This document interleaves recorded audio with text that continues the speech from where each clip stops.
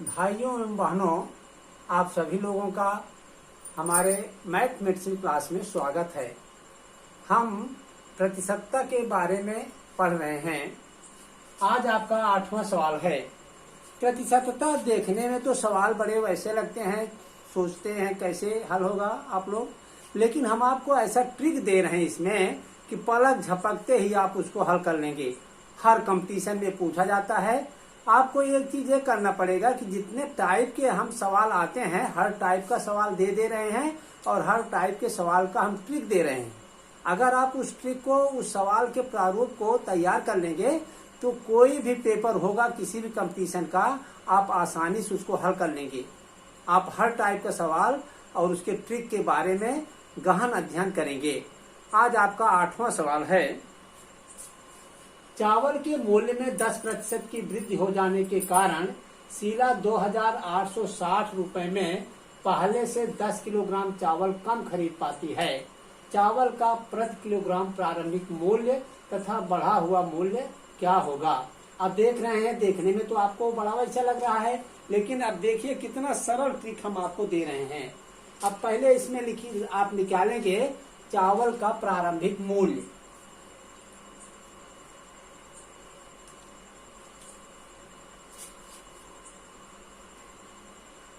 चावल का प्रारंभिक मूल्य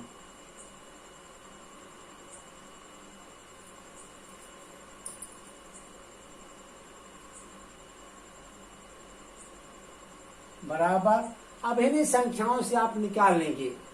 यहां से 10 ले लीजिए। 10 गुणे 2860 इसमें दिया गया है। 2860 बटे 100 धन 10 गुणे 10। अब देखिए कितना आसान तरीके से हम आपको बता रहे हैं इसको। अब इसमें आपका हो जाएगा बराबर 10 गुणे 2860 बटे 100 और 10 जोड़ेंगे तो आपको मिलेगा 110 गुणे 10। अब इसको काट दीजिए। 10 से 10 कट गया, इस 0 से ये 0 कट गया। अब 11 से इसको भाग दे दीजिए। 11 दूनी 22 और 11 छके 66 बराबर 26 रुपए प्रति किलोग्राम।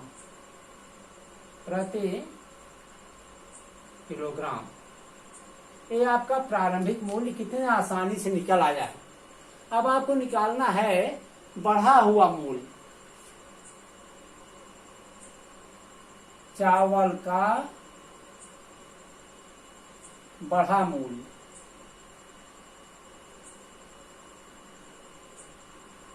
बराबर, सारी चीजें वही लिखिए। 10 गुणे 2860 बटे 100, यही 10 इसमें से निकालना है, गुणे 10। बस इसको हल करिए। 10 से 10 कट गया।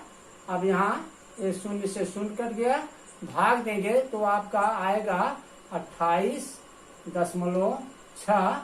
इसके आगे हम 0 बढ़ा सकते हैं, 6 0 लिख सकते हैं, रुपए प्रति किलोग्राम। अब आप देख रहे हैं, इतना सवाल पढ़ने पर आपको सोचना पड़ता था कैसे लगाएंगे, लेकिन इतने आसान तरीके से जब आप इसको तैयार कर लेंगे तो इस टाइप का चाहे जो सवाल आएगा आप आसानी से उसको हल कर लेंगे। पलक झपकते ही हल कर लेंगे। केवल आपको यही नंबरों का प्रयोग करना है और इसके बाद इसको हल कर लेना है।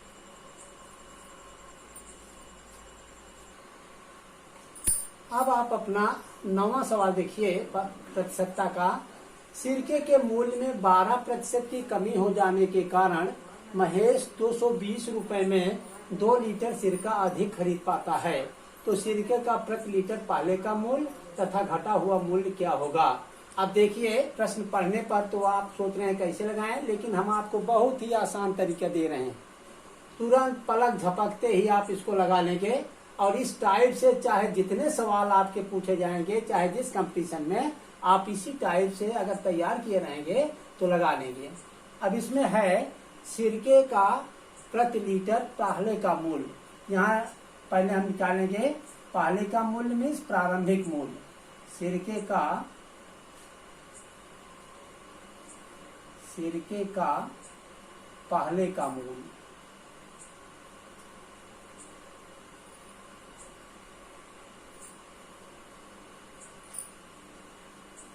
बराबर। अब यही इन्हीं अंकों से करेंगे हम 12 गुणे 220 बटे, क्योंकि कमी हो रही है तो इसको हम घटा देंगे 100 माइनस 12 गुणे 2 लीटर 2। अब बराबर इसको हम हल करेंगे तो 12 गुणे 220 बटे 100 में से 12 निकलेगा तो हमको मिलेगा यहाँ 88 मिलेगा। 88 गुणे 2। अब इसको हम काट देंगे, 2 छक 12 हो गया। अब यहाँ 11 दूनी 22, 11 शून्य शून्य 11 अठे 88। अब यहाँ हम काट देंगे, 4 दूनी 8, 4 पचे 20 और 2 तिहाई 6, 5 तिहाई 15 बराबर हो गया 15 रुपए प्रति लीटर।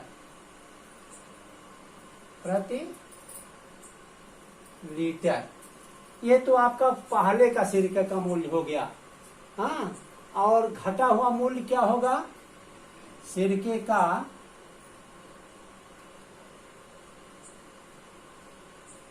घटा हुआ मूल्य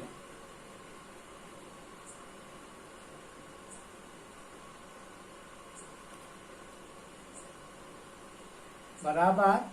अब इसमें ये सब वही चीज रहेंगे अंक 12 गुणे 220 बटे, यही इसमें से केवल यहाँ 100 लिखेंगे, 100 और गुणे 2।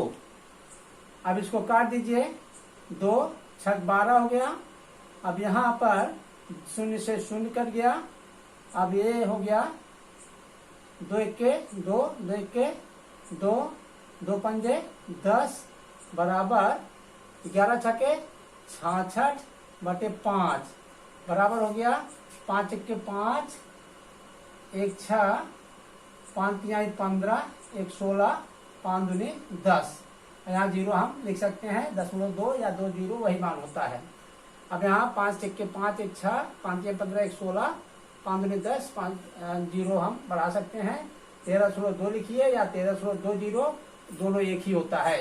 इतना रुपए प्रति लीटर। अब आप देख रहे हैं सवाल आपका जो पहले था उसमें वृद्धि हुई थी और इसमें कमी हुई है।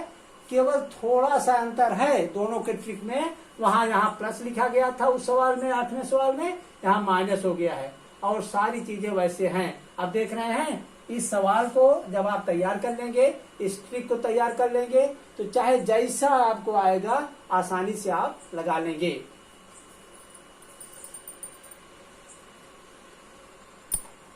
आपका 10वां सवाल है, एक त्रिभुज के आधार में 10% की वृद्धि की जाए तो उसकी ऊंचाई में कितने प्रतिशत की कमी की जाए ताकि क्षेत्रफल अपरिवर्तित रहे। अपरिवर्तित में इस क्षेत्रफल में कोई बदलाव ना आए, वही का वही रहे। अब इसको हम एक सरल तरीका दे रहे हैं। यहाँ 10 है 10%, तो इसी से हम लिखेंगे 100 गुणे 10 बटे 100 घन 10 बराबर 100 गुणे 10 करेंगे तो 100 दहाइयाँ 1000 बटे 100 में 10 जोड़ेंगे तो आपको आ गया 110। अब इस शून्य से ये शून्य कट गया, बराबर हुआ 100 बटे 11 बराबर हो जाएगा 91, 99, 109 सही 1 बटे 11%। यही जो है ये कितने प्रतिशत की कमी की जाए ऊंचाई में? 9 सही 1 बटे 11% है की कमी ऊंचाई में की जाए, ऊंचाई में की जाए। देख रहे हैं कितना सरल तरीका है, बस इसी नंबर से हल कर सकते हैं। 100 गुणे 10 बटे 100 धन 10 बराबर 100 धाइयाँ 1000 बटे 110। अभी 0 से 0 कट गया, 100 में 11 भाग देंगे, 1199, 1 बचेगा, 9 सही 11 आ गया। यही इतने प्रतिशत की कमी ऊंचाई में की जाने से क्षेत्रफल जो है अपरिवर्तित रहेगा।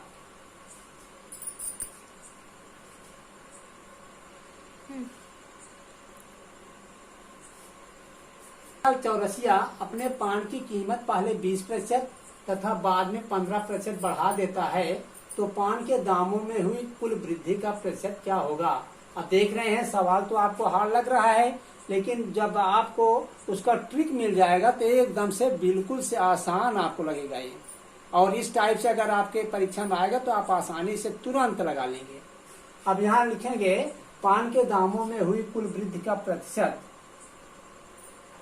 पान के दामों में हुई कुल वृद्धि का प्रतिशत बराबर, ये एकदम सरल तरीका है। पहले 20% करता है तो यहाँ लिख दीजिए 20, फिर बाद में 15% बढ़ाता है, लिखिए धन 15। अब चूंकि दोनों धन हैं, प्लस हैं, यहाँ प्लस लिखा जाएगा। फिर दोनों नंबरों का गुणा करा दीजिए, 20 गुणे 15 बटे 100 कर दीजिए। अब ये जो है इतना प्रतिशत यही हो पूरा वृद्धि हो रहा है। अब यहाँ हम हल करेंगे तो 20 और 15, 20 10 30 5 35 धन, अब यहाँ 15 शून्य शून्य, 15 दूनी 30, 300 बटे 100 और इतना।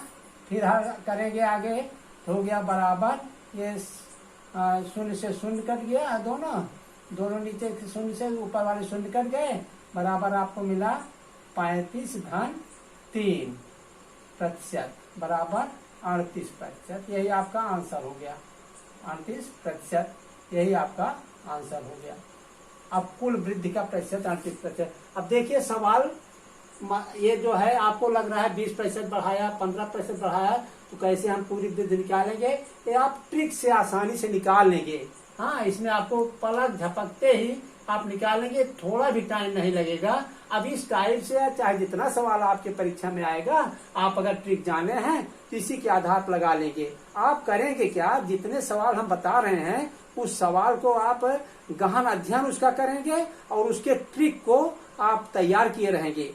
जब आप ट्रिक तैयार किए रहेंगे और सवाल जानते रहेंगे कि किस सवाल में कौन सा ट्रिक लगेगा, आप तुरंत उस ट्रिक का उपयोग करके आप पलक झपकते ही उसको लगा लेंगे, आपको थोड़ा भी टाइम नहीं लगेगा। तो आप सवाल देखे रहिए, उसके प्रारूप को और उसके ट्रिक को जाने रहिए। अब आपको अभी हम 11 सवाल दिए हैं, इसके बाद अगले वीडियो में हम भाग 2 चलाएंगे। अभी आप भाग 1 जो है हमारा 11 सवालों का है। यह सवाल आपके बहुत ही महत्वपूर्ण हैं। अगर आप इनको तैयार कर लेंगे तो हर परीक्षा में ये सवाल इसी टाइप से आते हैं। जितने टाइप के सवाल हम दिए हैं उस टाइप को बदलते नहीं हैं, केवल उसमें अंकों को बदल देते हैं। तो आप टाइप जान जाएंगे तो ट्रिक के अनुसार अंकों का उपयोग करेंगे और फट से सवाल को लगा लेंगे।